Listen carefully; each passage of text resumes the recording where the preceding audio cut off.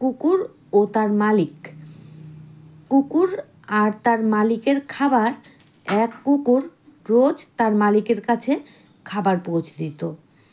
খাবারের ঝুড়ি থেকে আসা চমৎকার সব খাবারের গন্ধে সেই কুকুরের খুব লোভ হতো খাবারগুলো চেখে দেখার, কিন্তু নিজেকে সব সময় সামলে নিত সে।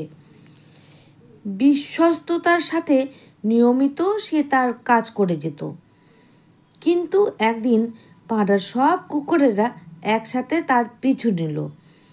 চোখে তাদের তীব্র আকাঙ্ক্ষা, মুখ থেকে লোভ ঝরে পড়ছে। সমানে তারা চেষ্টা করতে থাকলো ঝুড়ি থেকে খাবার চুরি করে খেয়ে ফেলার।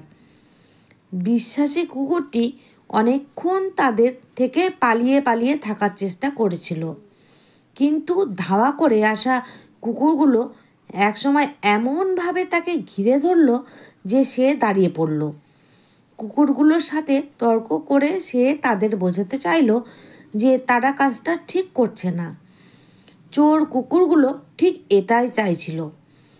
তারা এমনভাবে তাকে বিদ্রূপ করতে রইল যে একসময় সে রাজি হয়ে গেল।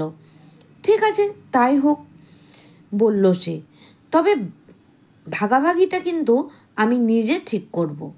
এই বলে মাংসের সবচেয়ে ভালো টুকরোটি সে নিজের জন্য তুলে নিল আর বাকিটা ওই কুকুরগুলোকে দিয়ে দিল।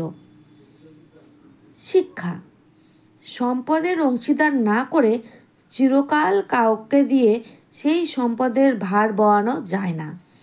একদিন না একদিন সেই বঞ্চিত লোক ওই ভার লুট করে নেবেই।